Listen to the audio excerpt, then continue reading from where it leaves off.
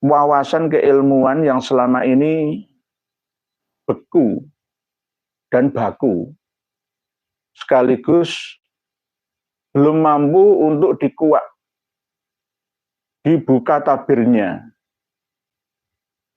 karena alasan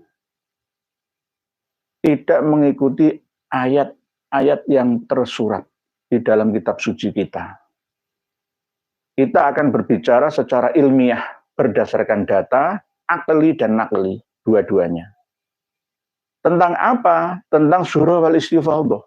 Jika alasan utama para Habib Alawi beserta dengan muhibbin pendukungnya, surah wal istifadhah dan ijma' ulama, kesepakatan ulama-ulama yang ada di dunia, maka kita akan kembalikan ke permasalahan seperti yang selama ini juga diyakini oleh kita dan juga oleh orang-orang Yahudi dan Nasrani sana. Apa? Contohnya, yaitu tentang siapa yang dikorbankan. Assalamualaikum warahmatullahi wabarakatuh. Saudaraku, alhamdulillah kita masih diberikan umur panjang sehingga dapat bertemu di channel Umat Cerdas Official ini. Tetap semangat terus, tanpa berpanjang lebar, langsung saja kita simak videonya dahulu. Warahmatullahi wabarakatuh. Bismillah, alhamdulillah, innal hamdalillah nahmaduhu wa nasta'inuhu wa nastaghfiruh wa na'udzu billahi min syururi anfusina wa min sayyiati a'malina may yahdihillahu fala mudhillalah wa may yudlil fala hadiyalah. Wassalatu wassalamu ala Rasulillah Sayyidina Muhammad ibn Abdillah wa ala alihi wa sahbihi wa mawalah. La haula wa la quwwata illa billah. Qala Allah Ta'ala fi kitabihil karim, a'udzu billahi minasy syaithanir rajim. Bismillahirrahmanirrahim. Rabbi habli minas shalihin. Fabasyarnahu bi gulamin halim. Falamma balagha ma'ahu as-sa'ya qala ya bunayya inni ara fil manami anni azbahuka fanzur madza tara. Qala ya abati fa'al ma tu'mar satajiduni insyaallahu minas sabirin. Falamma aslama wa tallahu lil jabini wa nadainahu ayya Ibrahim. Qad saddaqtar ru'ya inna kadzalika najzil muhsinin. Inna hadza lahuwal bala'ul mubin wa fatainahu bi dzibhin 'adzim wa tarakna 'alaihi fil akhirin salamun 'ala Ibrahim kadzalika najzil muhsinin amma ba'd. Yang kami muliakan, yang kami banggakan, yang kami ta'zimi, yang kami hormati, para pendengar dan pemirsa sekalian, semoga senantiasa berbahagia selamanya di dunia sampai di akhiratnya.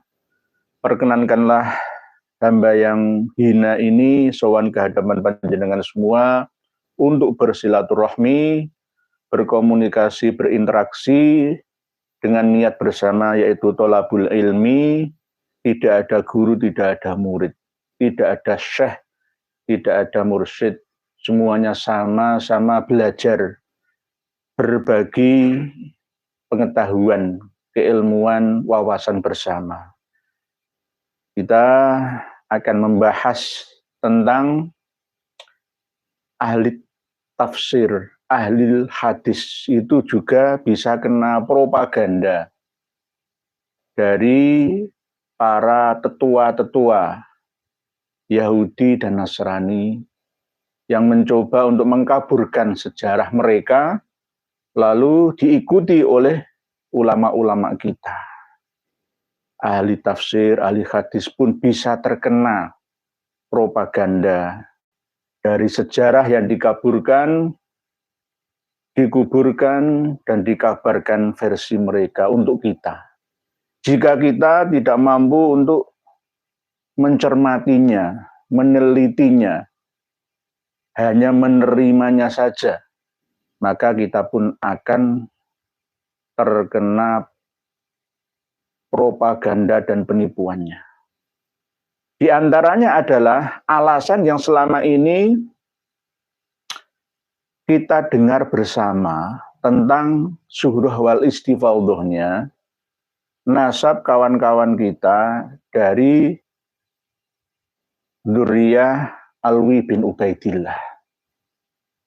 Dengan alasan Zuhrah wal Istifadhah itu yang kuat berdasarkan ijma pula, dikuatkan oleh orang-orang yang didatangkan dari Timur Tengah sana ke Indonesia, menguatkan pendapat versi Habib dan Muhibbinnya, bahwa silsilah nasabnya Habaib itu sah min as-sahhin nasab versi mereka. Nah, kita akan coba untuk mengupas bersama dengan jelas, lugas, dengan bahasa yang sangat sederhana, mudah dipahami oleh semuanya. Sebelum kita melangkah pada inti materi, salam hormat kami, sekaligus iringan doa untuk panjenengan semua, semoga Allah melimpahkan kesehatan, kedamaian, ketenangan, kebahagiaan, keberkahan, keselamatan kepada panjenengan semua. Diberikan oleh Allah rezeki yang melimpah berkah untuk bekal ibadah. Diberikan oleh Allah sihah wal afiyah untuk melanjutkan ibadah. Hidup yang istiqomah, dan jika nanti kita menghadap ilah dengan kondisi husnul khotimah, dan mulai sekarang kita mampu mengakses, menyerap energi jannah, merasakannya dan merasukinya. Dan setelah kita meninggalkan dunia pula, kita akan berada di barzah, nun jauh di antara fisik kita, tapi dekat dalam jiwa kita, tetap berada di raudhah min riyadil jannah. Kita akan membahas wawasan keilmuan yang selama ini beku dan baku, sekaligus belum mampu untuk dikuak, dibuka tabirnya, karena alasan tidak mengikuti ayat-ayat yang tersurat di dalam kitab suci kita. Kita akan berbicara secara ilmiah berdasarkan data, akli dan nakli, dua-duanya. Tentang apa? Tentang Zuhrah wal Istifadhah. Jika alasan utama para Habib Alawi beserta dengan Muhibbin pendukungnya, Zuhrah wal Istifadhah dan ijma ulama, kesepakatan ulama-ulama yang ada di dunia, maka kita akan kembalikan ke permasalahan seperti yang selama ini juga diyakini oleh kita dan juga oleh orang-orang Yahudi dan Nasrani sana. Apa? Contohnya, yaitu tentang siapa yang dikorbankan, yang mau disembelih oleh Nabi Ibrahim. Apakah anaknya yang bernama Ismail atau anaknya yang bernama Ishak? Selama ini kan simpang siur, mayoritas orang Indonesia Nabi Ismail yang dikorbankan tapi tidak jadi, diganti dengan domba atau kambing kibas. Tetapi masih banyak pula yang meyakini bahwa yang dikorbankan itu bukan Nabi Ismail, tetapi Nabi Ishak. Pun ada tafsirnya, ada hadisnya. Nah, ini bagaimana? Apakah ahli tafsir, ahli hadis pun juga bisa kena propaganda Yahudi dan Nasrani sana atau enggak? Bisa juga, gitu. Bisa juga. Karena memang di dalam kitab suci kita tidak secara sharih jelas menyebut nama Nabi Ismail dalam surat As-Saffat yang kami baca pada mukaddimah pertama tadi. Yakni Allah hanya menyampaikan tentang kabar bahwa Nabi Ibrahim akan diberi kabar gembira dengan kelahiran seorang anak yang sangat penyayang, sangat dikasihi, ya, lucu-lucunya.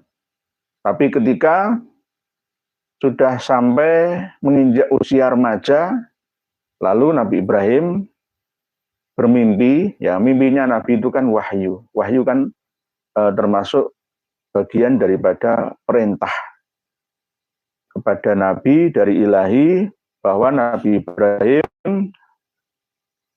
disuruh untuk menyembelih ya, anaknya yang dikasihnya itu. Lalu meminta pendapat kepada anaknya, tidak disebutkan namanya. Bagaimana pendapatmu nak? Tapi jawabannya antara bapak dan anaknya itu sama-sama menyerahkan diri kepada Sang Pencipta.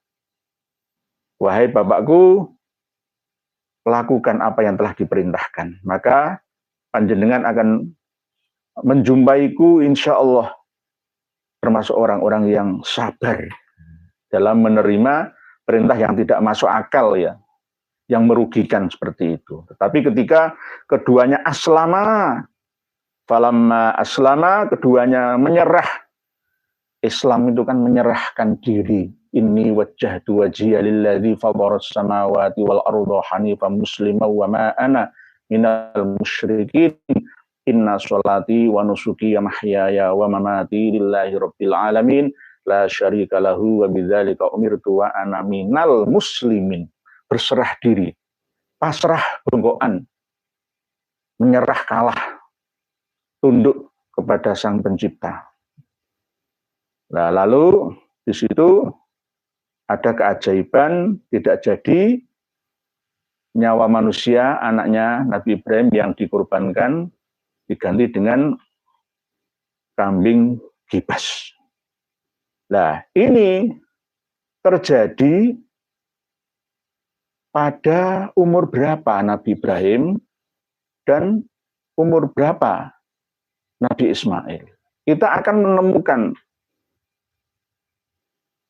data angka yang simpang siur selama ini, sehingga terjadi dualisme pendapat.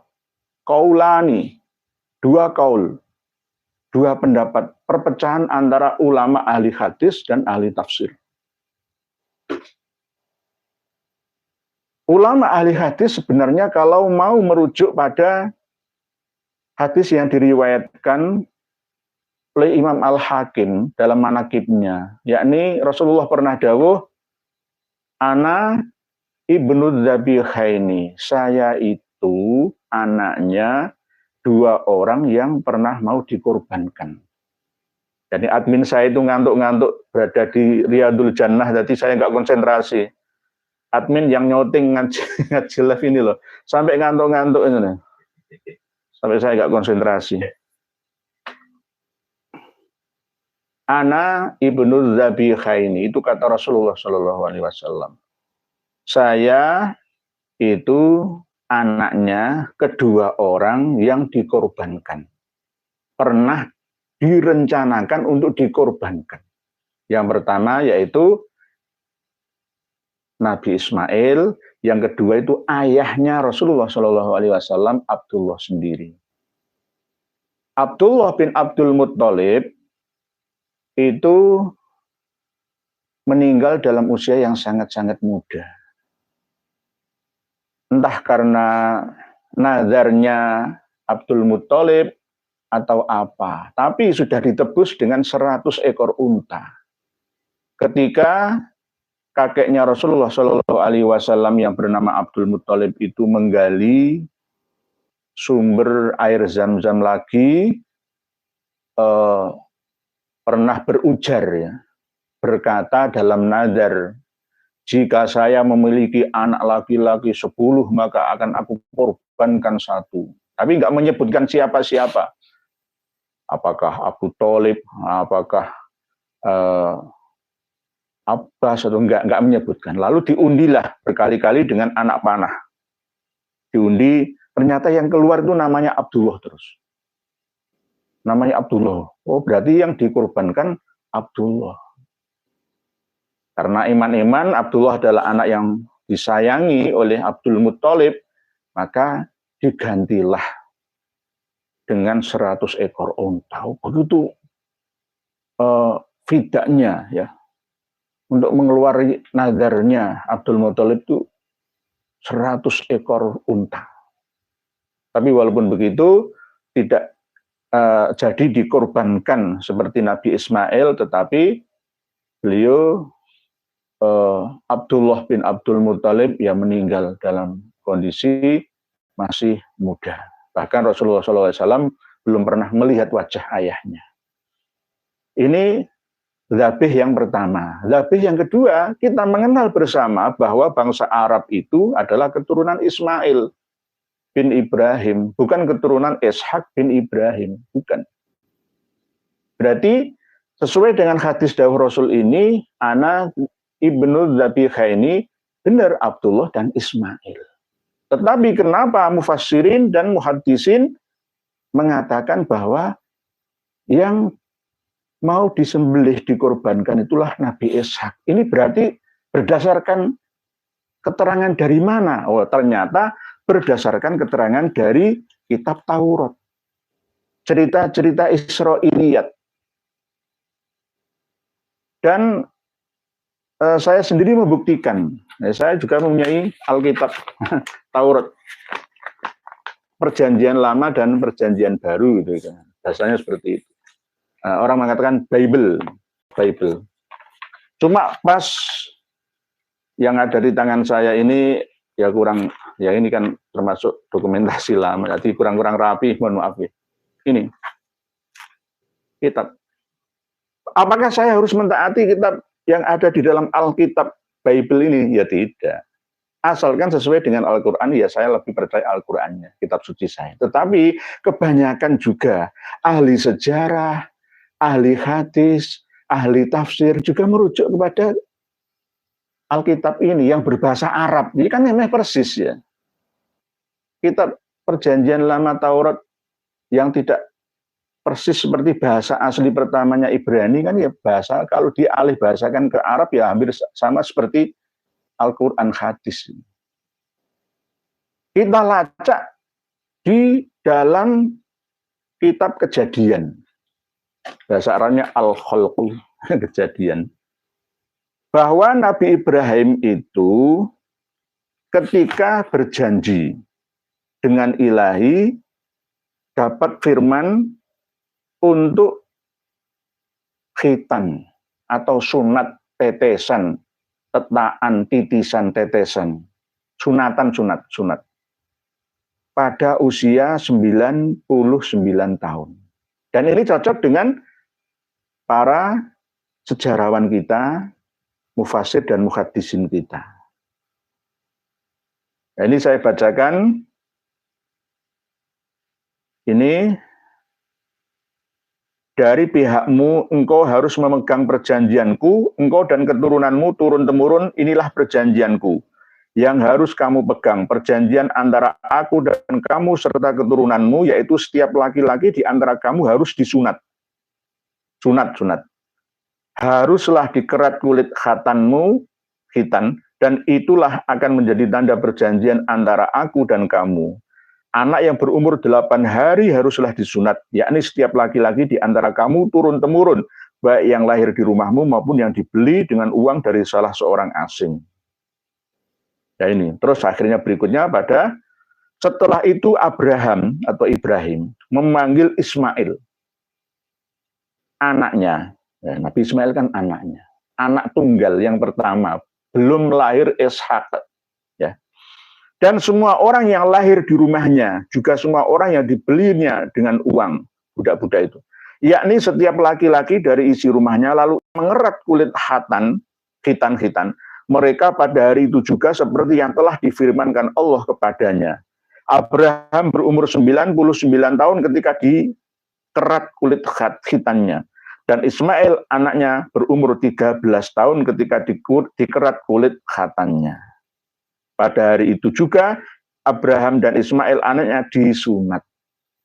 Jadi Nabi Ibrahim itu disunat pada usia 99 tahun, sedangkan Ismail anak yang pertamanya itu lahir pada waktu usia Nabi Ibrahim 86 tahun. Mari kita belajar matematik. Nabi Ismail ketika disunat itu umurnya 13 tahun, umurnya Nabi Ibrahim 99 tahun. Nabi Ismail lahir ketika usia Nabi Ibrahim 86 tahun. Nah, Nabi Ishak lahir ketika Nabi Ibrahim umur 100 tahun. Ini jelas di dalam kitab Kejadian sendiri menerangkan. Tidak bisa dibantah lagi ketika ada pengaburan sejarah yang ditulis oleh rahib atau para pendeta-pendeta mereka. Di dalam kitab Kejadian itu ada sisipan, ada interpolasi, ya, ada pemalsuan data, yakni disebutkan bahwa yang disembelih, yang dikorbankan itu adalah Nabi Ishak. Ini namanya interpolasi kitab suci. Tidak sama seperti sejarah asli kitab Taurat yang ditemukan di Laut Mati. Naskah Laut Mati. Asli naskah Laut Mati itu menerangkan bahwa yang di Khitan sekaligus yang dikorbankan itulah bukan Ishak, tapi Ismail. Ini yang paling menguasai data ini adalah Prof. Manahim Ali. Tapi walaupun begitu saya pun ikut meneliti.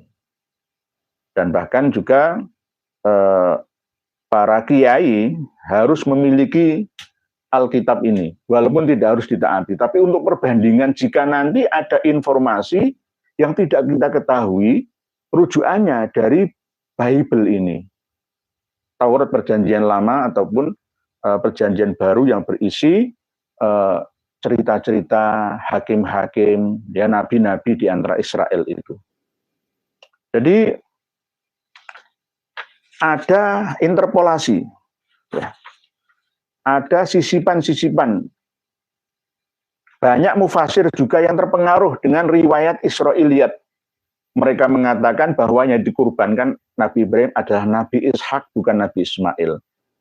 Seperti tersebut dalam kitab yang telah mereka palsukan itu. Jadi orang-orang Yahudi Nasrani itu sering memalsukan kitab suci yang tidak sesuai dengan hawa, nafsu, keinginan, kepentingan mereka. Karena atas dasar iri dan dengki. Termasuk diantaranya kemuliaan orang-orang Arab, dzurriyyahnya, anak cucunya Nabi Ismail. Yang jelas diceritakan yang dikorbankan itu adalah Nabi Ismail. Tapi akhirnya diakui bahwa yang dikorbankan itu bukan Nabi Ismail, tapi Nabi Ishak. Lalu menambah-nambahi sendiri di dalam kitab sucinya dengan nama Ishak yang dikorbankan. Inilah yang penting bagi kita semua untuk mengetahui. Jadi dalam Perjanjian Lama, kitab Kejadian 22 ayat 1 disebutkan, ambillah anakmu yang tunggal itu. Namanya anak tunggal itu siapa?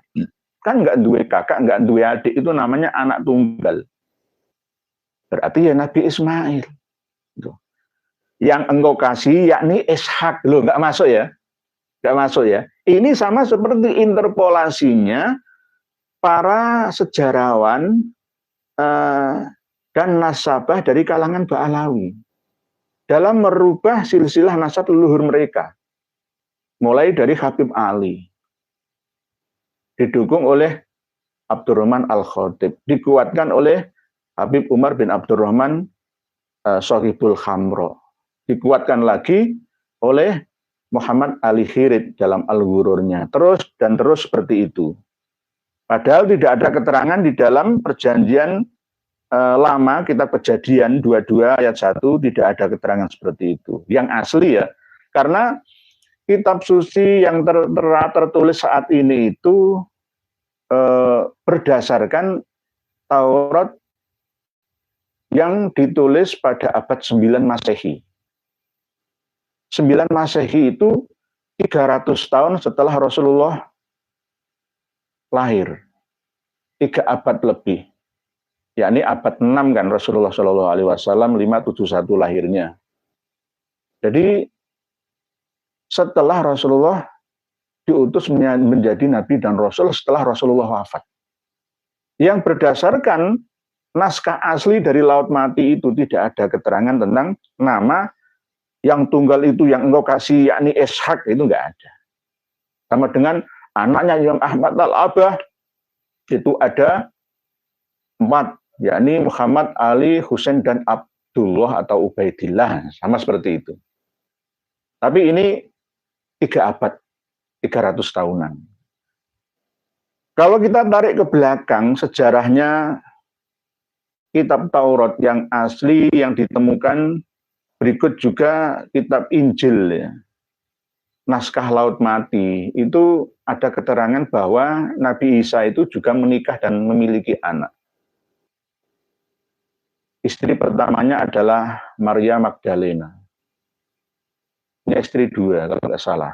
Jadi ini yang tidak dibuka ke publik, sehingga para pengikut Nasoro meyakini bahwa jika nanti dibuka ke publik akan mengurangi keagungan Tuhan Yesus.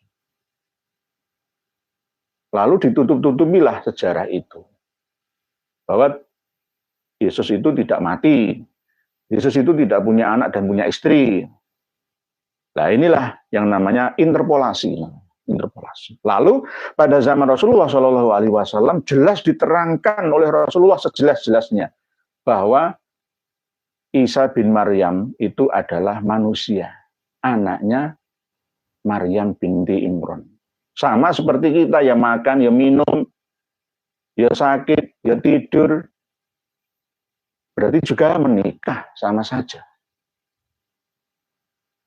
Tapi berdasarkan interpolasi dari Paulus, ya, melalui konsili Nikea juga 325 Masehi itu akhirnya diputuskan secara ijma, syuhrah wal istifadhah, bahwa Nabi Isa itu Tuhan, Yesus Kristus. Yesus Kristus Tuhan. Ijma ini, syuhrah wal istifadhah ini. Tapi Rasulullah menolaknya.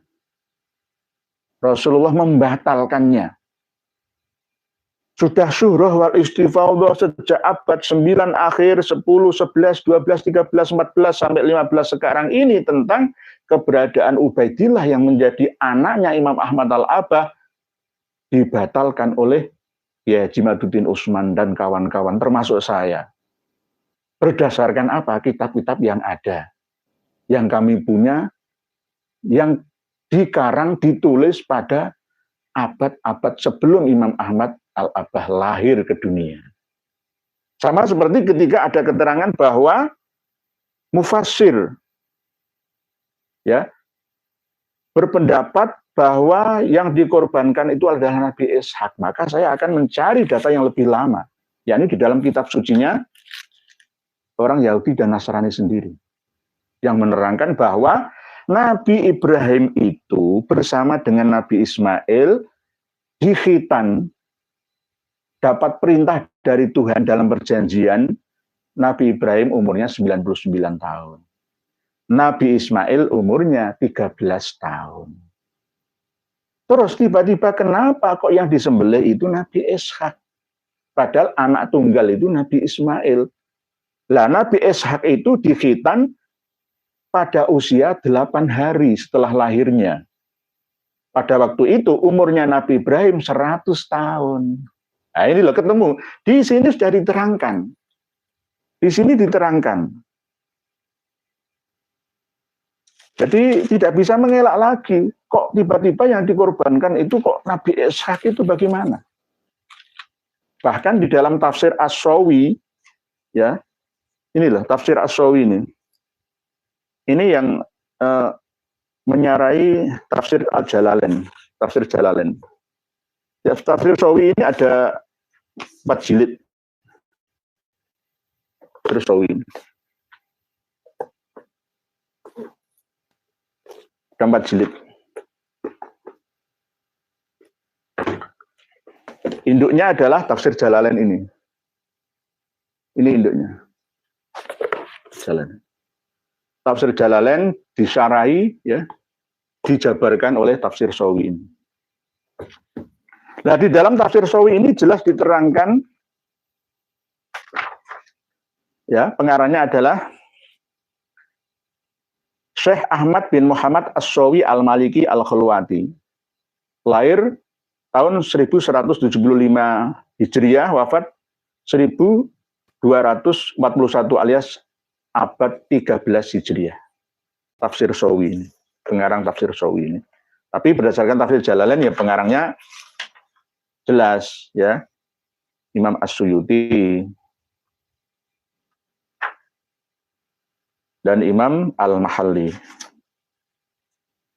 Kita akan buka tafsir Sawi, khusus yang bahas surat As-Saffat yang mencatat sejarah Nabi Ibrahim beserta anak-anaknya.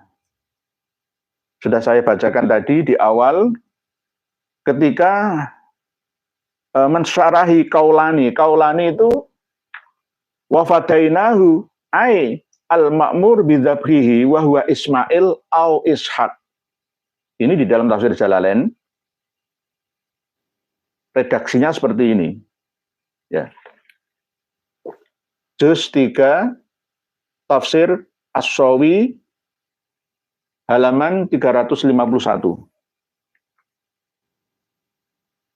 Au Ishaq kaulani, maka ini ada dua pendapat, dua kaul. Yang dikorbankan itu Nabi Ismail au Ishaq. Lah di kalimat kaulani, kaulani, wahuma mabniyani ala kaulaini. Dua kaul ini berdiri di atas dasar dua pendapat. Akhara ini yang berbeda-beda keduanya. Hal Ismail akbar au Ismail au Ishaq. Apakah Nabi Ismail yang barep, ya, sulung, atau Nabi Ishaq yang sulung? Padahal sudah diterangkan bahwa Robbi habli minas sholihin itu kan bukti bahwa Nabi Ibrahim pada waktu itu belum dikasih oleh Allah seorang putra. Kalau sudah dikasih oleh Allah seorang putra, Ishak misalkan, ya untuk apa dikasih putra lagi Ismail? Kan nggak mungkin. Berarti Rabbi habli minas sholihin itu ketika Ismail belum lahir, Nabi Ishak belum lahir, lalu diberikan oleh Allah anak yang halim yang bernama Ismail itu. Faman kola bil awal, ada yang mengatakan bahwa yang lebih tua itu adalah Ismail. Kola inna zabiha, ya Ismail, yang disembelih, yang dikorbankan itulah Nabi Ismail.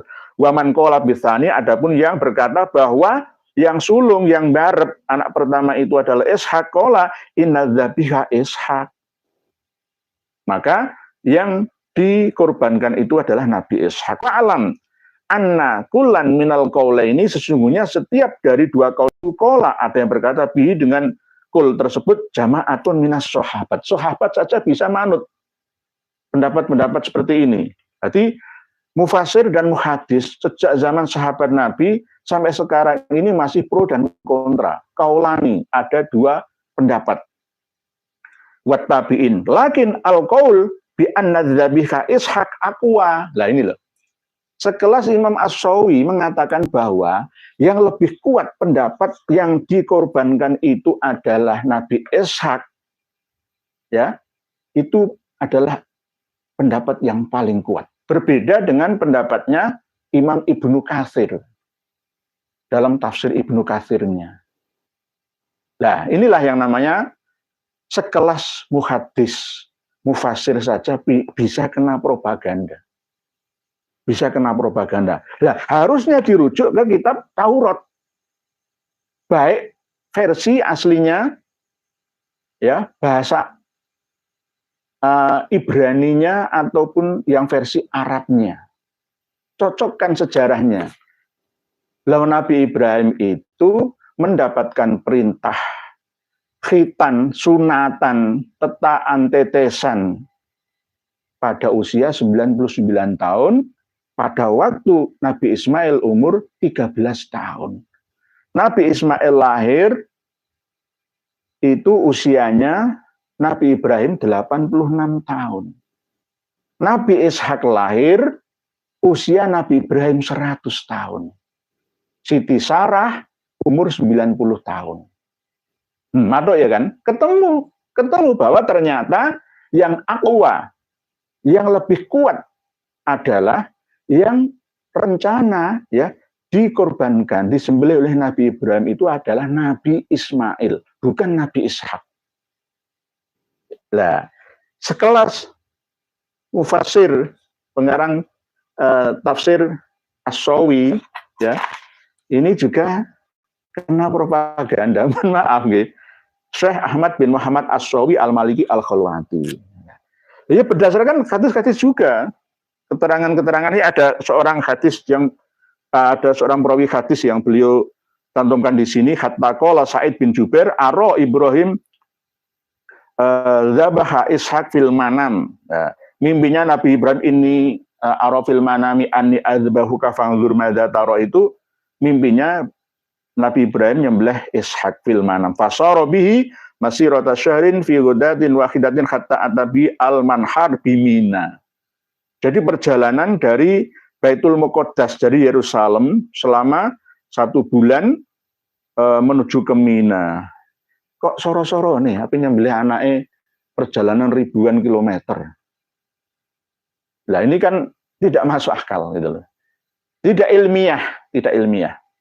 Jadi secara ilmiah ini Gus Ba juga sering mengkaji kitab tafsir As-Sawi ini. Dan beliau juga masih belum bisa memutuskan. Kalau menurut saya, yang aqwa, yang lebih kuat qaulani itu adalah Nabi Ismail.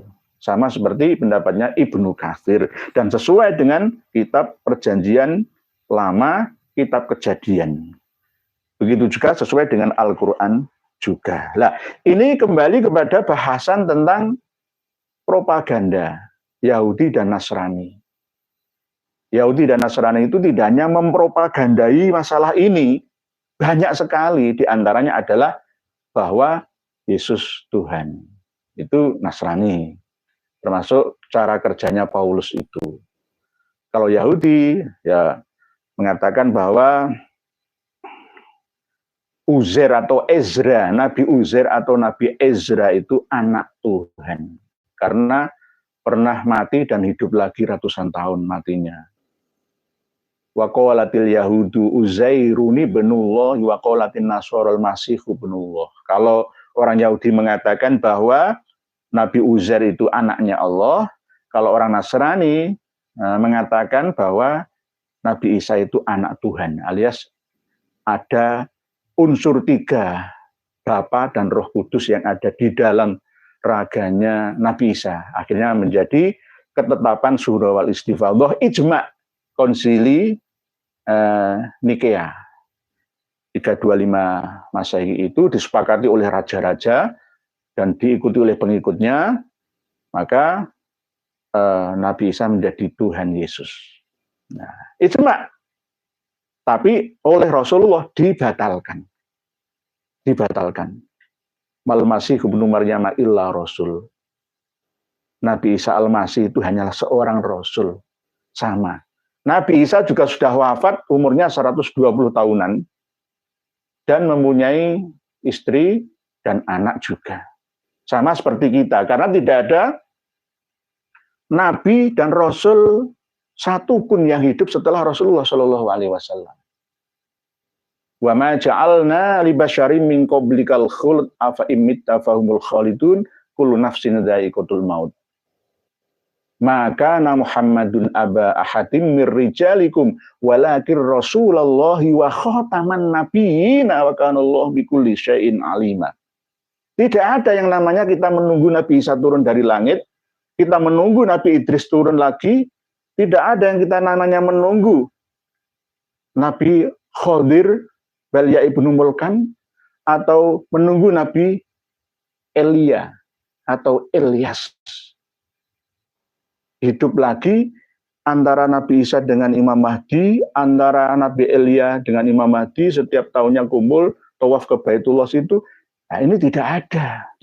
Itu hanya kata-kata kiasan yang perlu dikupas kembali dalam bahasan-bahasan khusus nanti.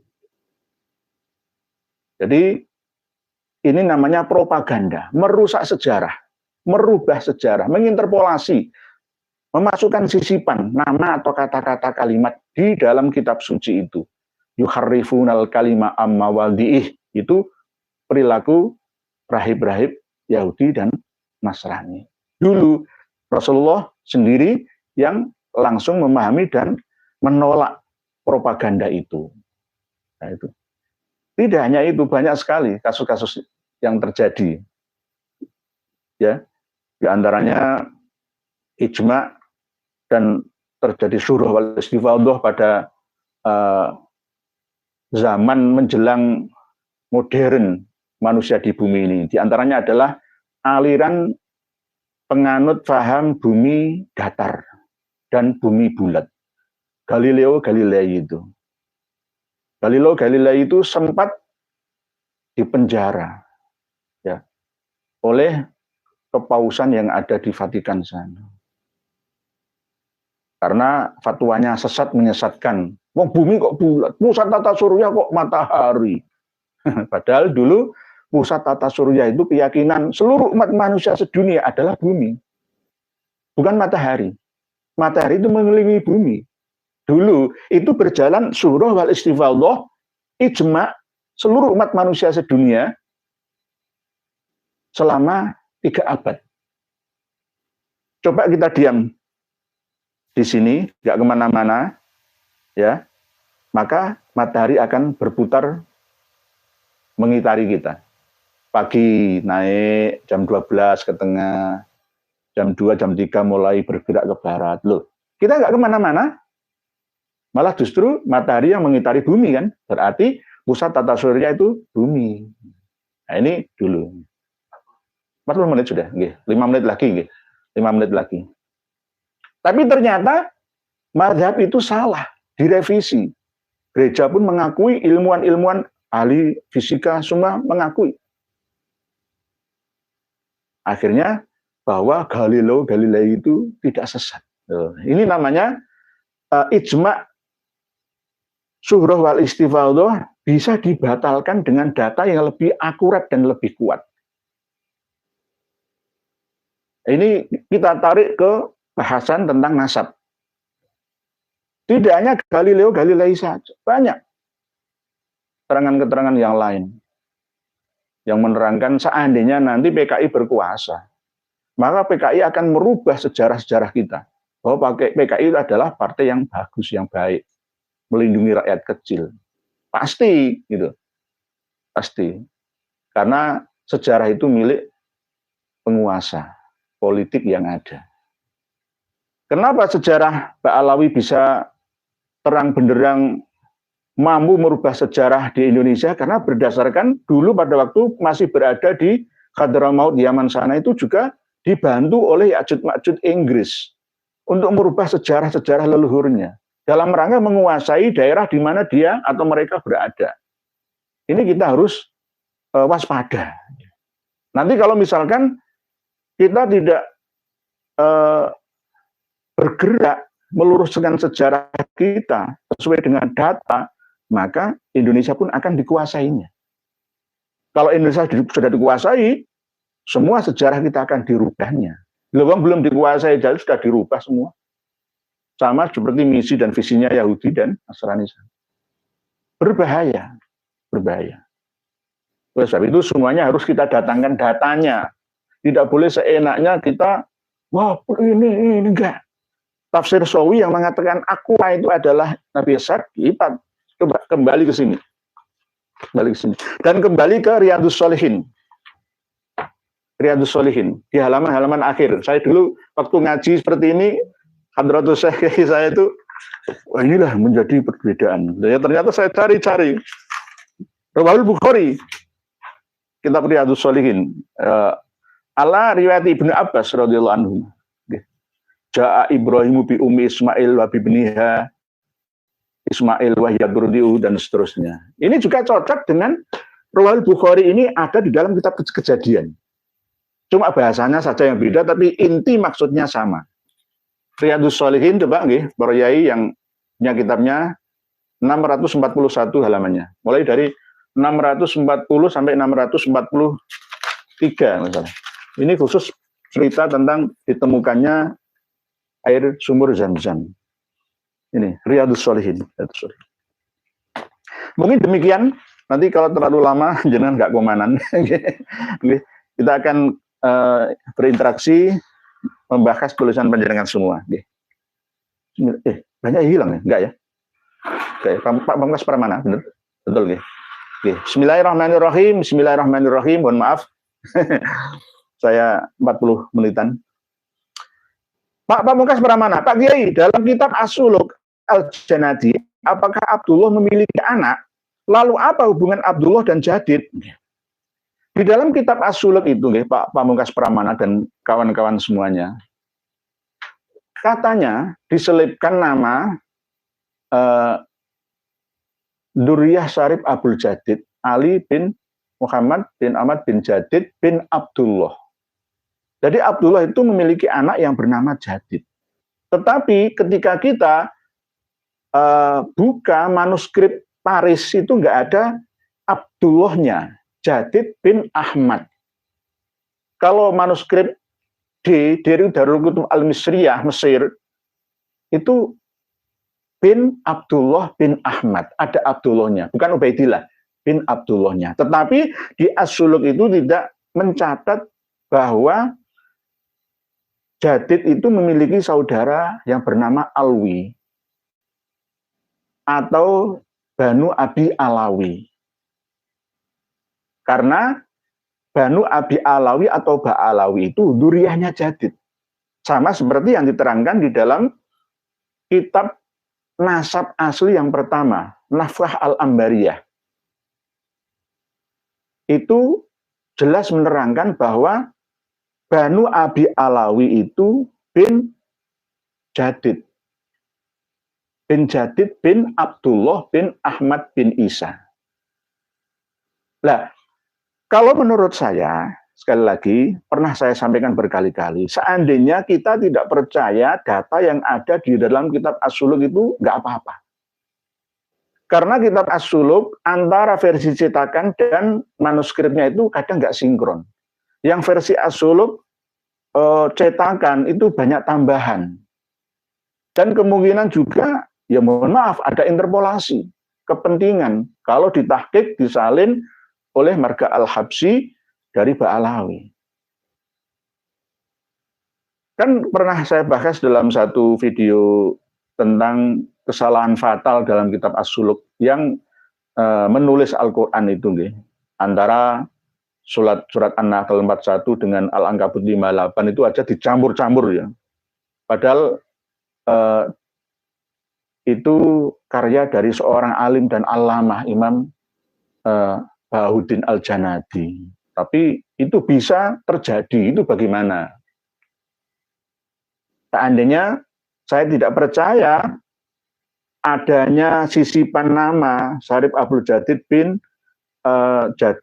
Abdullah bin Ahmad bin Isa bin Muhammad bin Ali Al-Uraidi itu, ya nggak apa-apa, Quran saja salah. Apalagi lainnya. Walladzina amanu wa amilus sholihati lanubawwi annahum fid dunya hasanatan wal ajrul akhirati akbar law kanu ya'lamun. Itu enggak ada. Itu namanya mencampur adukkan antara dua ayat dalam dua surat. Harusnya yang benar itu sesuai dengan Al-Ankabut 58, walladzina amanu wa amilus sholihati lanubawwi annahum minal jannati ghurafan tajri min tahtihal anharu khalidina fiha ni'ma ajrul amilin. Harusnya itu. Tetapi ternyata tulisan yang ada di dalam manuskrip As-Suluk dan versi cetakannya sama. Walaupun fahisun, salah fatal, kesalahan fatal. Itu Quran. Jadi Abdullah dan Jadid itu memiliki anak jika kita merujuk pada selain manuskrip Paris, Perancis, yakni Jadid bin Abdullah. Tapi di Paris, Perancis tidak, Jadid bin Ahmad bin Isa. Inilah yang namanya kesimpang siuran data. Di antara As-Suluk yang menyebutkan tentang Ali bin Ba'alawi, Ba'alawi sekarang ini mengakui Ali bin Ba'alawi adalah Ali Kholik Kisah, padahal salah. Ali bin Ba'alawi itu duriyahnya Jadid. Begitu nggih, Pak Pamungkas Pramana sementara nggih. Bu Zain Zeta, Assalamualaikum Waalaikumsalam. Titip pesan kepada kaum Ba'alawi, memaksakan diri membohongi diri sendiri itu jahlun murakkabun. Bahasa Arab jahlun murakkabun itu bodoh bertingkat-tingkat gitu. Nah, ini bahasa Arab nih. Mengaku-ngaku di depan publik sebagai keturunan Rasulullah padahal bukan. Mudah-mudahan ajunan sehat selalu kiai nggih.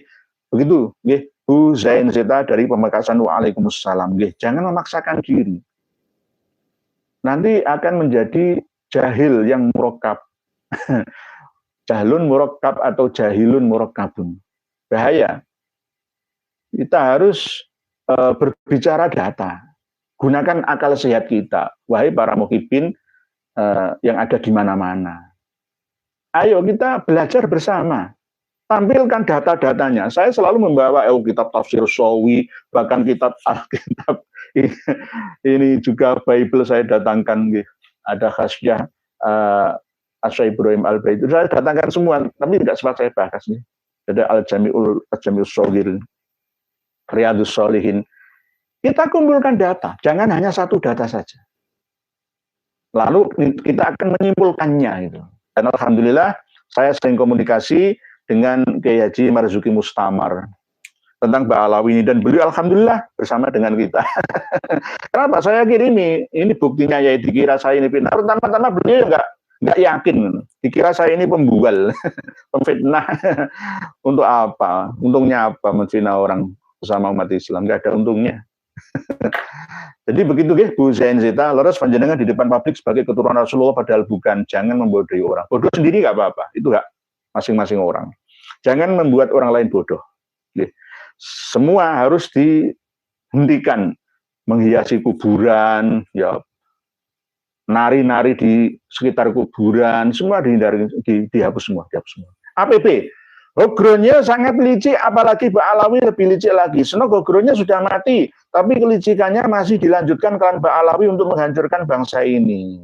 Ada benarnya Pak APB, Senok Hogronya seorang orientalis itu yang merusak Islam dari dalam. Ngaku sebagai Muslim, bernama Abdul Ghaffar, bukan Abdul Ghafur, Abdul Ghaffar namanya, alias Senok Habib Senok Hogronya, mengkhianat itu. Ya, itulah yang namanya kolonialis, orientalis. Ya, seperti itu. Banyu Biru. Assalamualaikum warahmatullahi wabarakatuh, Bapak Kiai Indra. Ba'alawi, Bani Alawi memang pandai membuat kalimat sebutan Ba'alawi menjadi Habib atau yang dicintai. Kemudian bilang yang tidak mencintai Habib, kafirlah dan seterusnya. Memang ada. Ceramah Habib itu rata-rata sudah dikoordinir ya. Apa memang rujukan kitabnya ya begitu gitu loh. Mesti memuji tokoh-tokoh klannya sendiri. Itu sudah ciri khas ini. Ciri khas. Ceramah berbalut sihir. Mengandung kekuatan magic.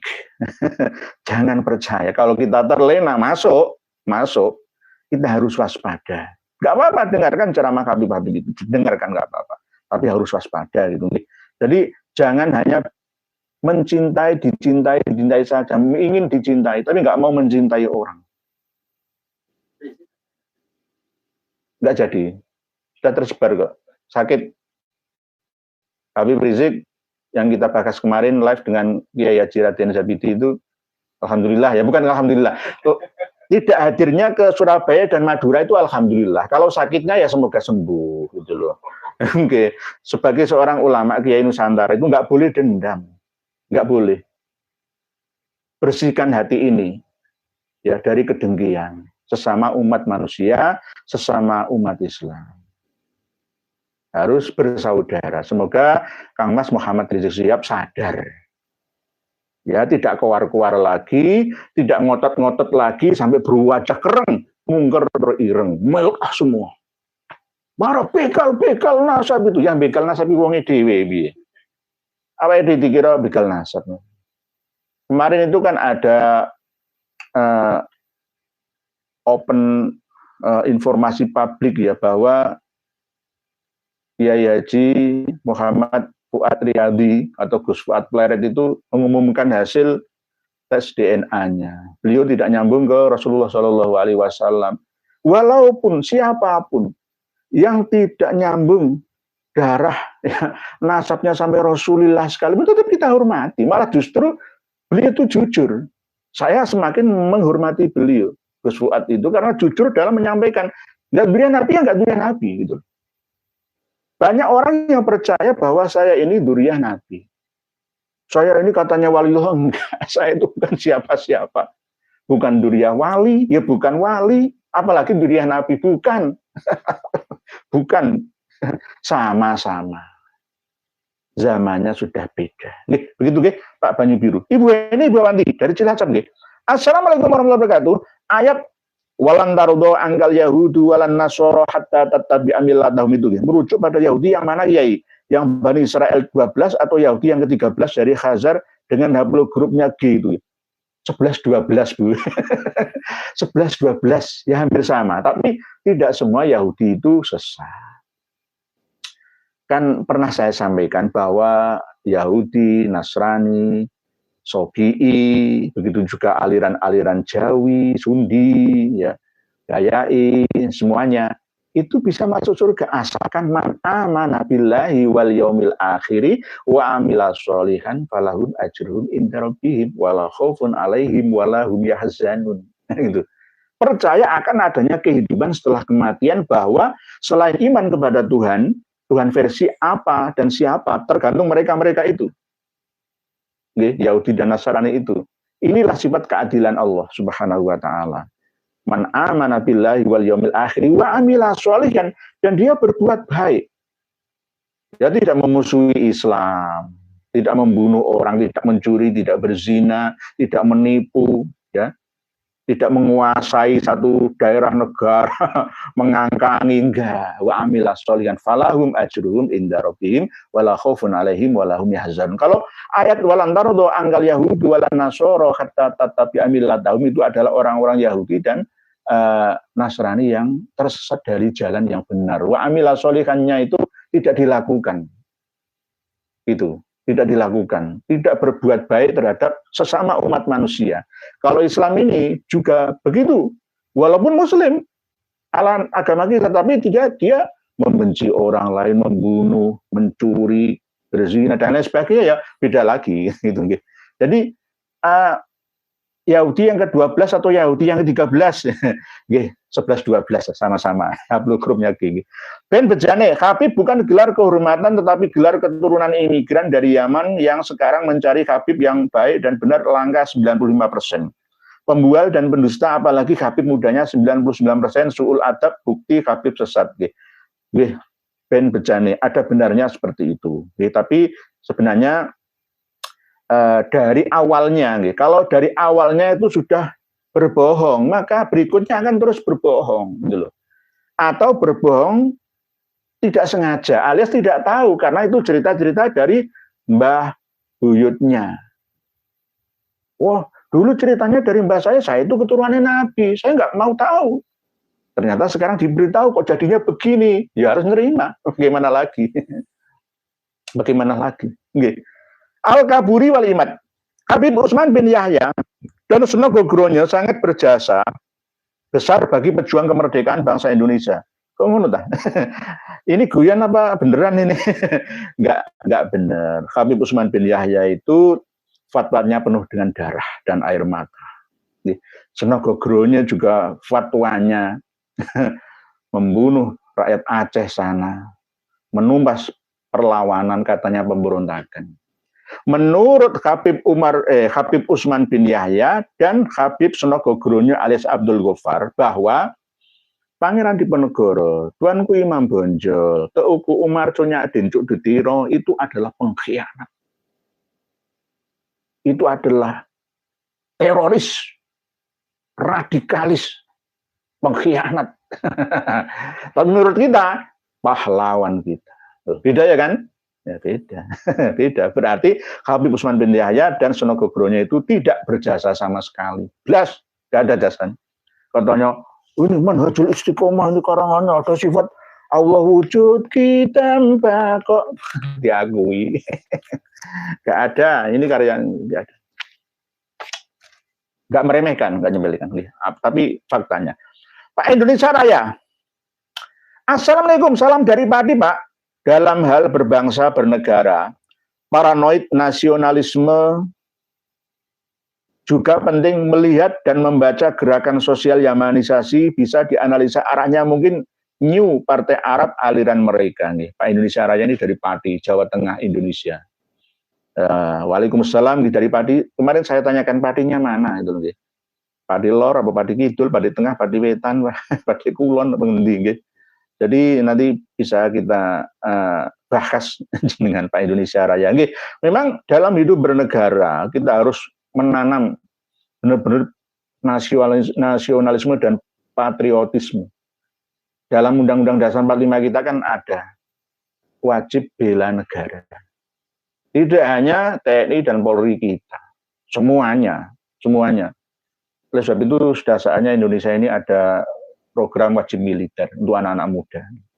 Wajib sama seperti di China, di negara-negara maju lainnya itu. Nanti kalau ada apa-apa itu bisa kaget itu kalau ada apa-apa itu, ada perang mendadak misalkan, diserang oleh musuh yang tidak terkira, nggak dikira-kira. Ya tidak hanya bela negara itu dengan kekuatan fisik saja, yang anak-anak kita yang ahli komputer itu kan ya bisa ahli internet ya. Gitu. Terus anak-anak muda kita didanai untuk mengembangkan drone. Houthi saja bisa menerbangkan drone sejauh 2000 km dari Yaman lewat Laut Merah sampai muter Mediterania sampai Eliat sampai Tel Aviv Israel sana. Hebat bukan? Tidak bisa dilacak oleh radar. Tidak bisa dicegah, dihalau oleh yang namanya pohon gorkot ala sekarang, yakni Iron Dome. Kita harus lebih maju nih. Pak Budi Susilo, Assalamualaikum warahmatullahi wabarakatuh. Pak Budi Susilo dari Lumajang. Hadir kayak monggo. Indonesia Raya, Cina sosialis komunis mendamaikan Arab Saudi. Kemarin sudah kita sepakatan ya, kita baca satu-satu ya. Ya ini satu aja nggih, Pak Indonesia Raya nggih. Jadi aliran provokasi di NKRI dan menghalangi kemajuan teknologi dan sains negara Indonesia wajib ditumpas, Pak. Kalau ada ilmuwan muslim Ibnu Sina, Al-Jabar dan lain sekarang malah jadi mundur kita. Nggih, Indonesia ini tambah mundur. 78 tahun menginjak 79 tahun kita merdeka. Gak bisa apa-apa. Mohon maaf. Pendidikan pesantren dan sistem pendidikan nasional kita ini nggak mampu menghadapi tantangan zaman. Belum siap. Buktinya apa? Ini banyak pengangguran di mana-mana loh ya. Sulit cari lapangan, sulit cari kerja anak-anak kita ini. Tahu ada kerja tapi kerja yang ecek-ecek saja. Usaha juga sulit karena daya beli masyarakat juga berkurang. Apalagi sekarang pajak semakin dinaikkan. Nah, inilah tantangan kita bersama. Umat Islam harus peduli ini. Peduli. Ayo bersama-sama bangkit. Wong kita ini mayoritas kok. Jadi minoritas itu bagaimana? Dalam hal ekonomi loh ya. Dalam hal ekonomi. Pengusaha bisa menguasai penguasa. Ini rumusnya. Pilih penguasa atau pengusaha? Pengusaha saja. Karena pengusaha itu bisa bermanfaat lebih banyak. Jangan seperti Ahok, prinsipnya. Jadi penguasa. Enggak, jadi pengusaha saja. Kalau sudah banyak uangnya, seperti Kang Mas, Elon Musk, ya, itu hartanya hampir mendekati APBN kita dalam 1 tahun. Dibagikan seluruh umat manusia sedunia 8 miliar itu masih sisa. Masih sisa. Gitu. Jadi siapapun ditakuti, takut pada dia. Gitu. Berikutnya, Ben Bejane, tolong Yai bahas juga karomah Habib Gedabrus tidak ada buktinya yang melebihi mukjizat Nabi Mi'raj 70 kali bisa padamkan api neraka, bisa turunkan rantai emas dari langit tapi hidupnya jadi antek penjajah. Enggak terbukti. Enggak terbukti nggih Ben Bejane. Gedabrus saja. Di dalam Al-Qur'an yang sering saya sampaikan, ya, sering saya bacakan itu, wahai orang-orang yang beriman, kenapa kalian berkata apa yang tidak kalian lakukan? Enggak terbukti. Lima taqulu nama la taf'alun. Kabura maqtan indallahi an taqulu ma la taf'alun.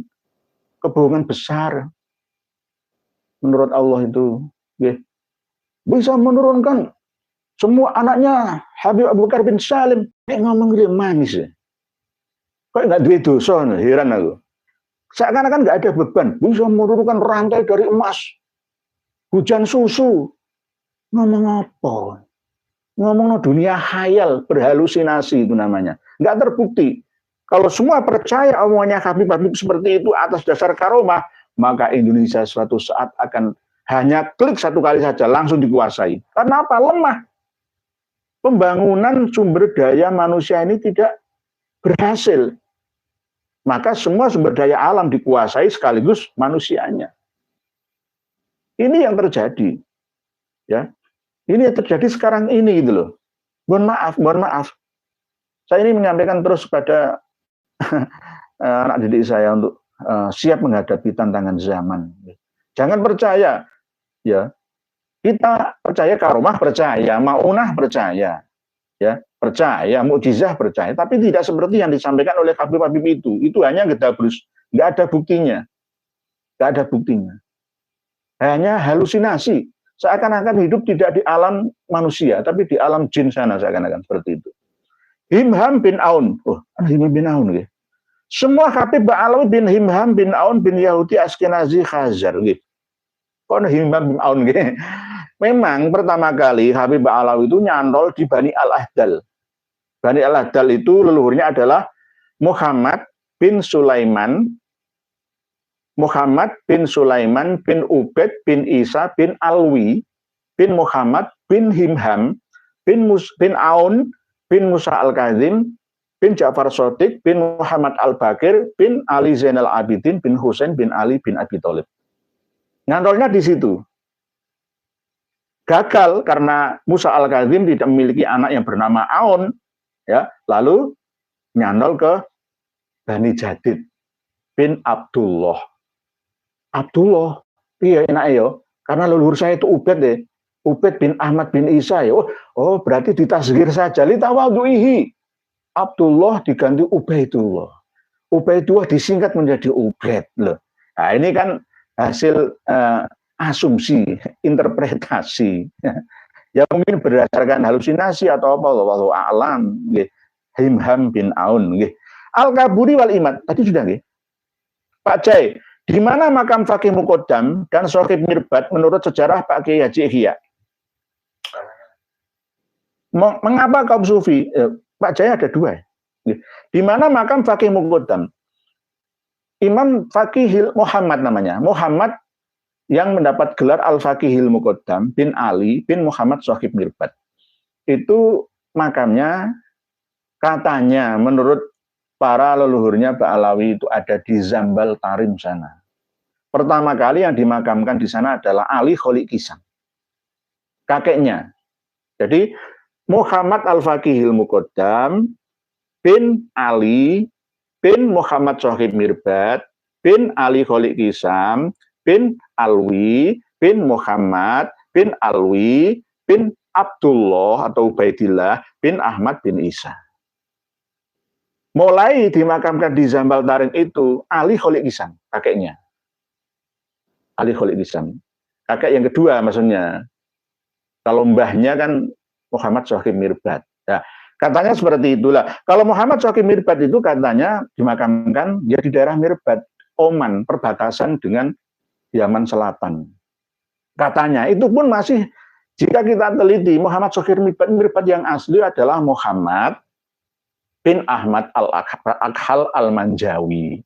Itu Sohib Mirbat yang asli karena penguasa dinasti Al-Manjawi yang terakhir kali yang berada di Dhofar, ya, kayak kalangan Mirbat itu dulu. Hati Mirbat itu.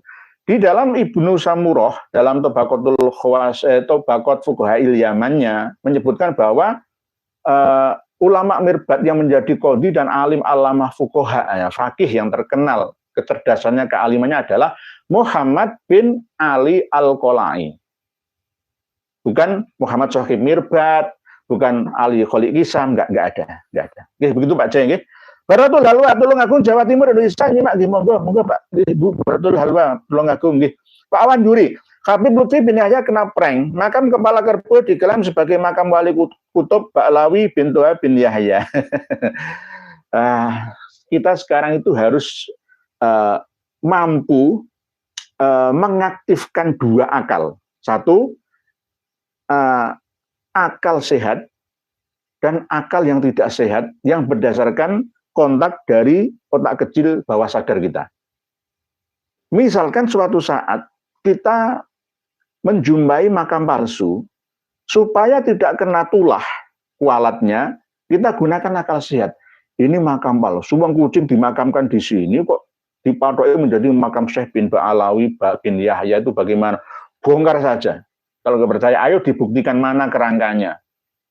Kan begitu. Karena pernah ada, saya pernah dikirimi foto asli orang yang mendapatkan perintah dari Pekalongan sana itu, kucing mati, dikhabibkan. Cuma mau saya wawancarai, beliau masih takut-takut. Ya. Saya punya fotonya, saya kenal orangnya. Itu. Makam kucing mati, dipadoi menjadi makam Habib. Ya, ini namanya apa? Walet, nggak wedi dosa. One day, maaf nih, one day, saya Habib Apem bin Yahya minta maaf kepada seluruh umat Islam karena sudah mengaku sebagai keturunan Rasulullah dengan dusta. Nih, harus minta maaf, taubatan nasuha. Bu Arfi Fadilah, Assalamualaikum warahmatullahi wabarakatuh. Kenapa sampai saat ini Habib Rizik belum ditangkap, padahal sudah jelas dia ingin mendirikan negara khilafah di negeri ini? Apakah memang bangsa ini bangsa penakut? Bangsa kita ini bangsa penakut, nggak tegas, sama seperti apa yang dikatakan oleh beliau Kiai Haji Abdurrahman Wahid Gus Dur. Bangsa ini bangsa penakut, takut kehilangan jabatan, takut kehilangan pengikut, takut kehilangan harta. Padahal semua ini adalah titipan. Ayo, lindungi rakyat, masyarakat kita, pertimbangan, gitu loh. Demi kemaslahatan rakyat Indonesia 200 juta, lebih baik daripada hanya melindungi 50 juta. Nah, ini namanya prinsip seorang negarawan. Ini gara-gara apa? Ya gara-gara wakil rakyat kita nggak fungsi sebaik-baiknya, dengan sebaik-baiknya. Seharusnya wakil rakyat atau anggota parlemen DPRD kita harusnya berasal dari orang-orang yang mukhlis, orang-orang yang ikhlas tidak mau digaji oleh uang negara, orang-orang yang sudah kuat secara ekonominya, tokoh masyarakat yang ikhlas tidak perlu dikasih tunjangan, perumahan, pensiunan, nggak perlu. Oh demi rakyat kok. Dia gunakan hartanya untuk negara. Bukan mengambil harta dari negara untuk dirinya dan keluarganya. Harusnya begitu. Terus, kalau saya jadi presidennya itu begitu. Insya Allah. Tapi saya akan ditembak oleh Amerika. Dajjal. Oke. Udianto. Saya kira BIN tidak diam. Tunggu waktu yang tepat NKRI. Mari BIN itu ya ada pensiunnya Pak Udianto. Semua yang kerja di Indonesia ini ada batas waktunya. Kalau sistem kerajaan seperti di Thailand sana ya kuat. Presiden aja gonta-ganti, gue mulai nol lagi, ya, yang dulunya sudah kuat, nol lagi, belajar terus, ya, jatuh bangun aku mengejarmu, jatuh bangun terus, deh. Nur Hadi, Pak Nur Hadi, Pak Muhajirin Jamilun, salam Yai, saya mau pipin kalau pengen nalar dan otaknya jalan dan selamat, kuncinya hanya satu, ikuti terus ngaji live Kiai Nur Ihya, insya Allah dapat hidayah kebenaran, insya Allah, alhamdulillah Pak Muhajirin Jamilun, tapi ya jangan ikuti saya saja, banyak sekali di sana-sana yang juga menjadi wasilah kita mendapatkan hidayah, khususnya untuk para muhibin, yang nonton saya dari kalangan muhibin itu banyak sekali, banyak sekali, baik yang versi live-nya ataupun nanti versi setelah live-nya. Pak Nur Hadi, atur suwun Pak Muhajirin Jamilun. Termasuk tanda datangnya kiamat itu keluarnya dabah, ada hawatif dan sirnanya Al-Quran. Bagaimana menurut Pak Kiai? Tolong jelaskan secara ilmiah. Keluarnya dabah itu sudah keluar, nggak usah ditunggu-tunggu.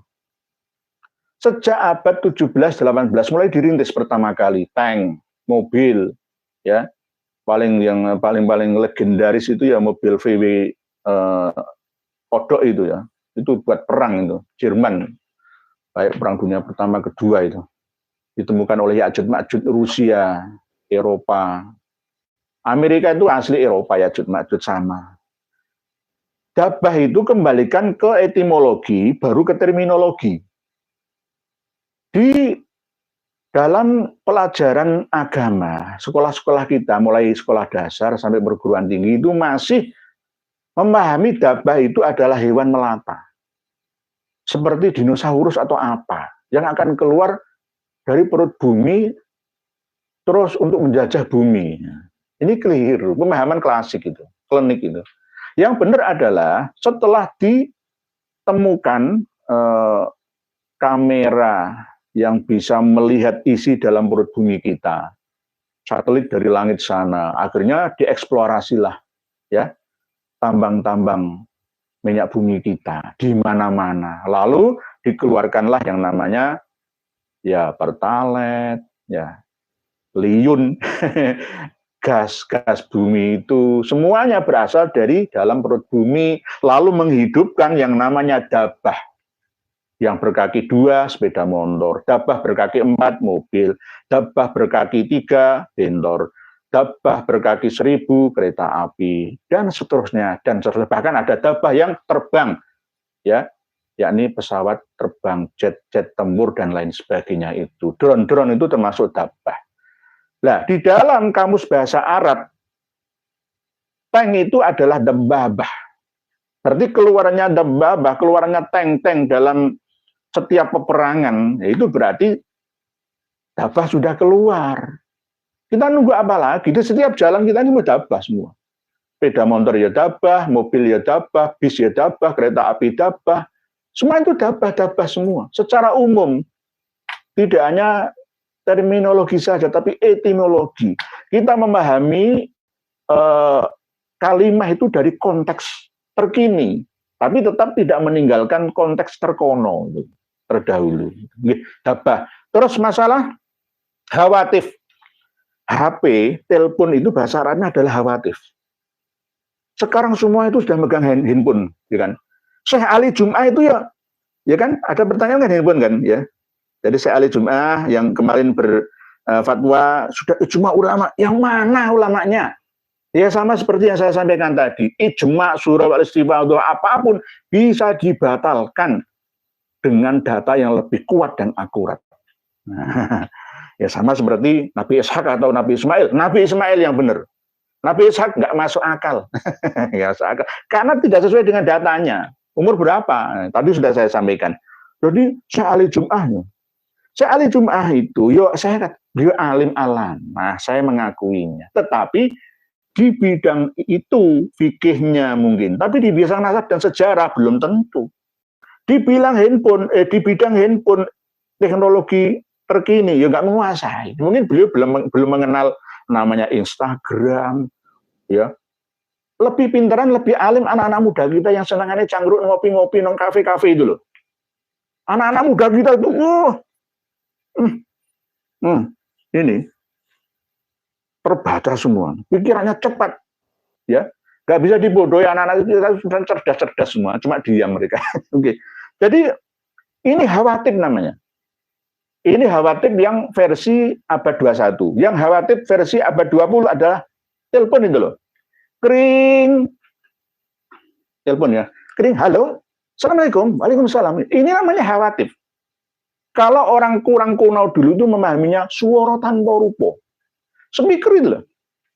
Radio itu loh. Itu namanya suara tanpa rupa, itu hawatif. Hawatif itu adalah telepon. Hawatif handphone ini termasuk hawatif versi abad 21. Mau nunggu apa lagi? Terus berikutnya, sirnane Al-Quran wesirno. Al-Quran wesirno. Bukan tulisannya, tapi isinya, maknanya. Berapa banyak umat Islam Indonesia yang hafidhul Al-Quran.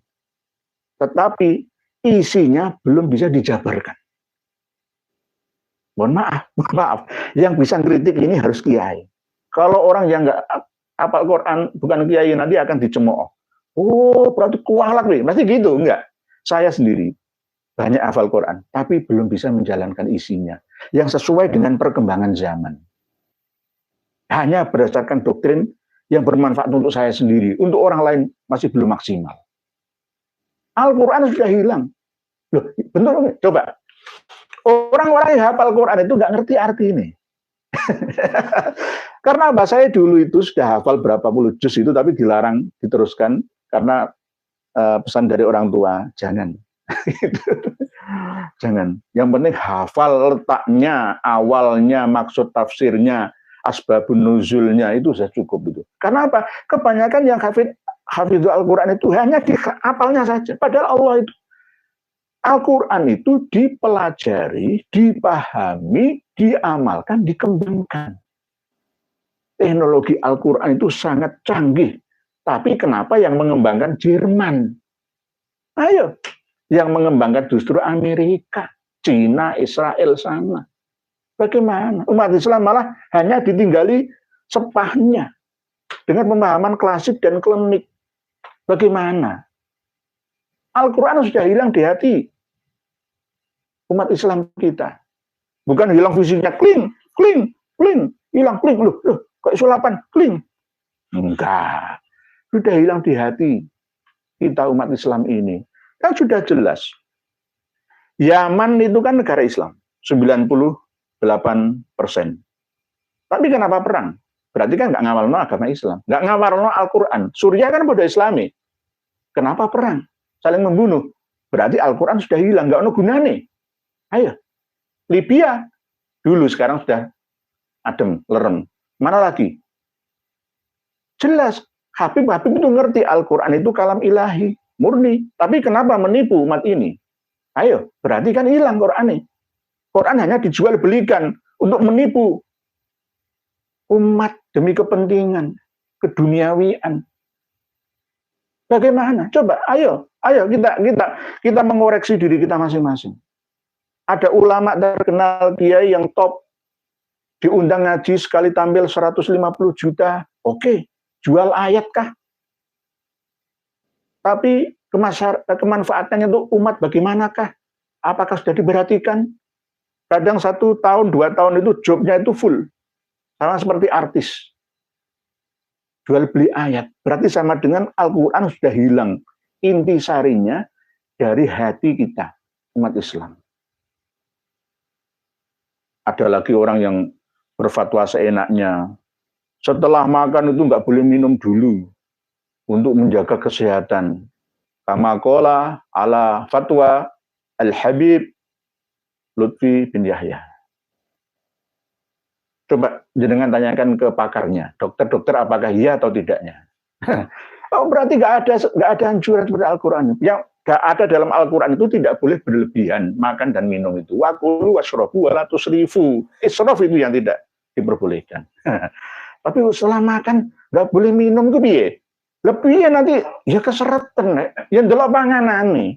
Dari panganan sing cair-cair sih nggak masalah, mangan mie ayam anu kuah ya.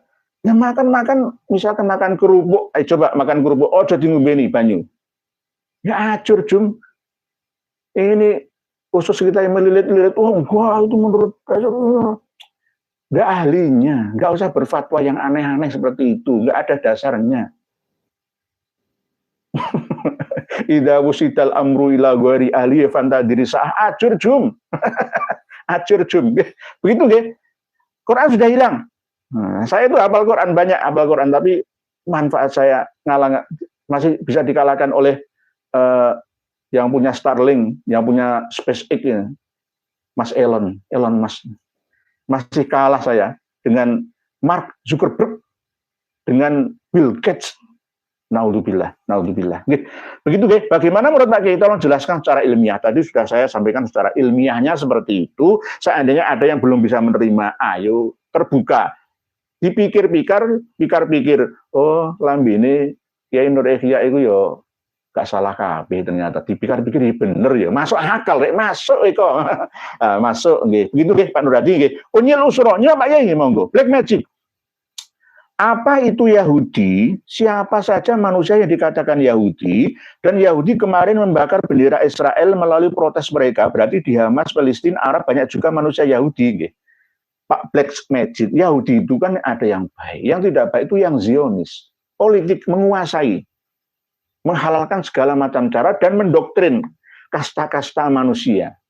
Kalau Yahudi yang asli, yang ortodok ya, itu nggak apa-apa, bagus. Ya la ilaha illallah Musa Rasulullah. Dan banyak yang sudah masuk Islam kok. Yahudi itu. Banyak yang masuk Islam, Yahudi itu.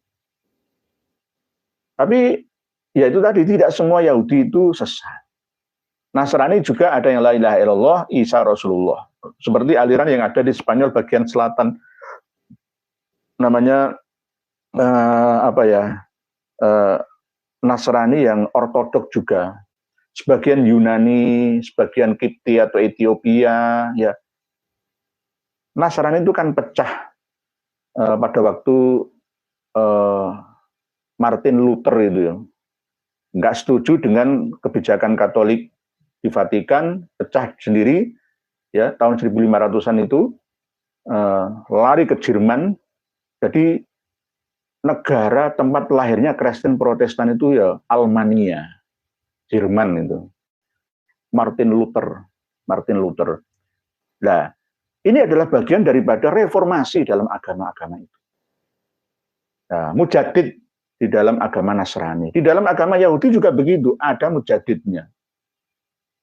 Nah, tapi sekarang ini banyak kepentingan-kepentingan itu. Karena aliran yang asli di kalangan Yahudi itu malah justru semakin tersingkirkan. Karena tujuan utama mendirikan negara Israel itu tidak sesuai dengan misi dan visi agama Yahudi yang sebenarnya. Yahudi itu agama, bisa masuk ke negara mana saja. Tidak boleh mendirikan satu negara.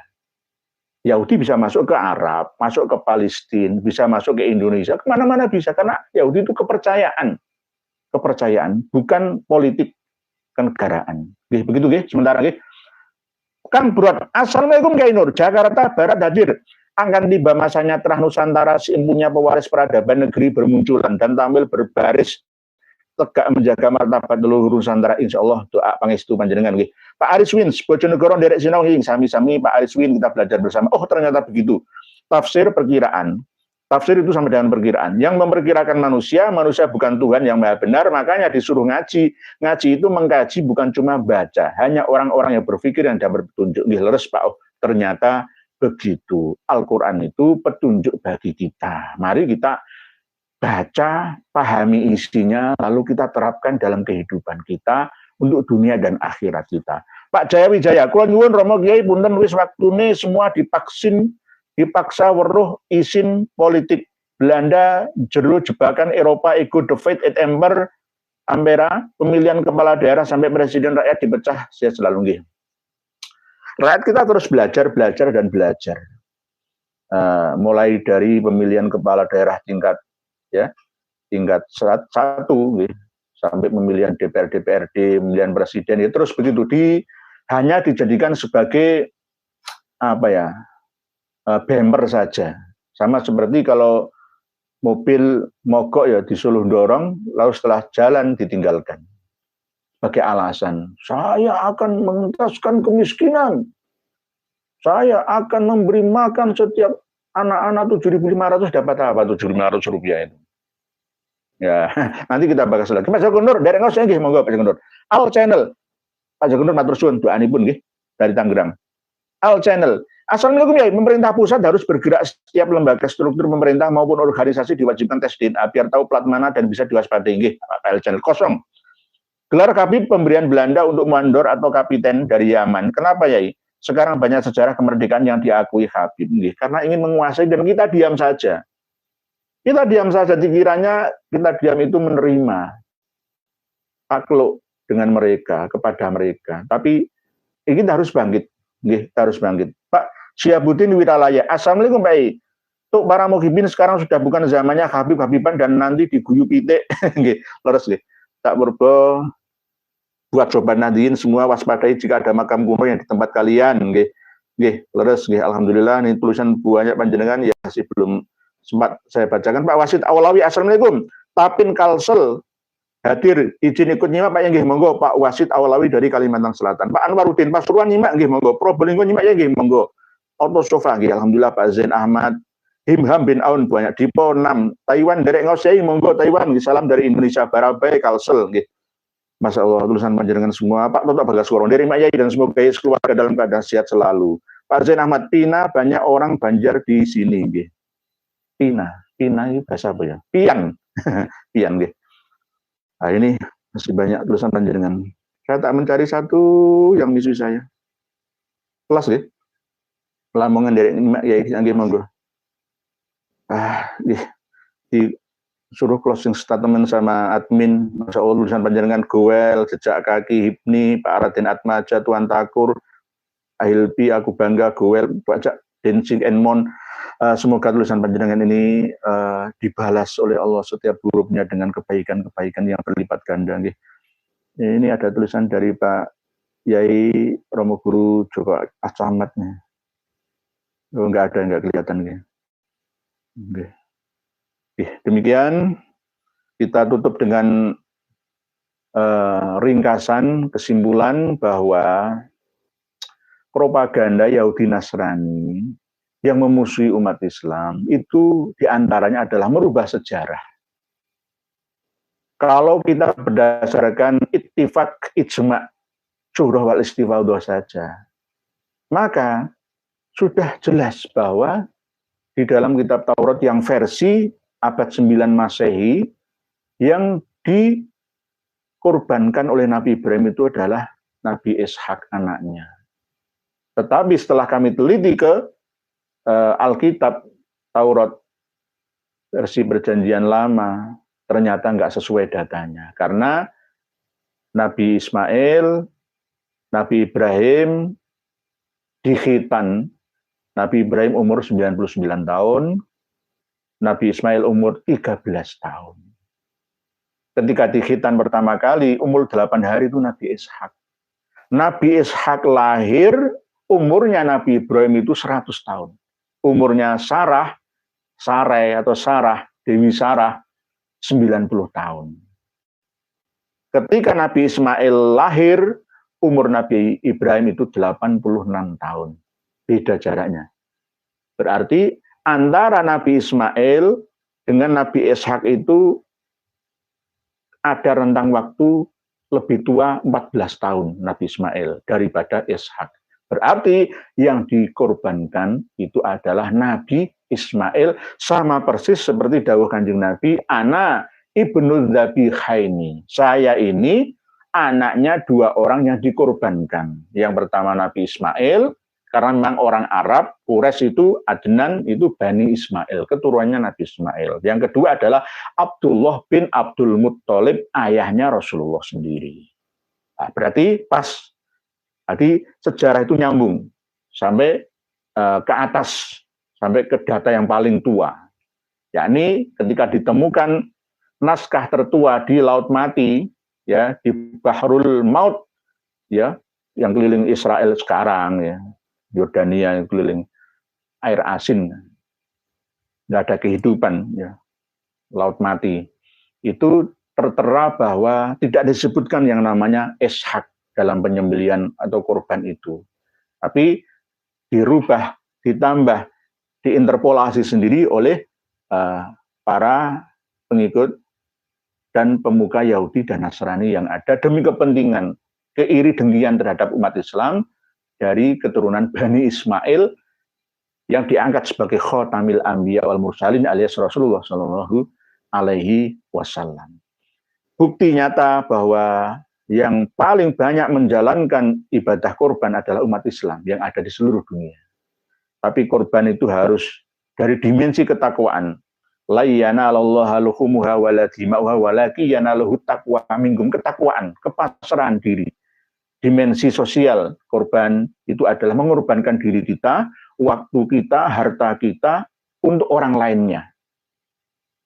Mengorbankan kepentingan kita untuk kepentingan yang lebih banyak di luar kita. Ini namanya berkorban dari sudut pandang atau dimensi sosial kemasyarakatan, keumatan secara keseluruhan. Dan kita tarik sampai ke masalah pernasaban. Ada interpolasi karena kepentingan-kepentingan dari Habib Alawi sejak masa leluhurnya sampai sekarang ini. Oleh sebab itu, kita dapat membatalkan syurah wal istifaudah dan ijma ulama sekalipun dengan data yang lebih kuat dan akurat, yang ada lebih lama, lebih duluan datanya, lebih tua. Demikian pertemuan kita malam hari ini, semoga ada manfaat dan masalahnya. Mohon maaf jika penyampaian kami kurang berkenan dari segi ucapan dan tindakan. Mohon dimaafkan, sekali lagi tulisan panjenengan tetap kami baca. Wallahu a'lamu bissawab. Akhirul kalam. Wassalamualaikum warahmatullahi wabarakatuh.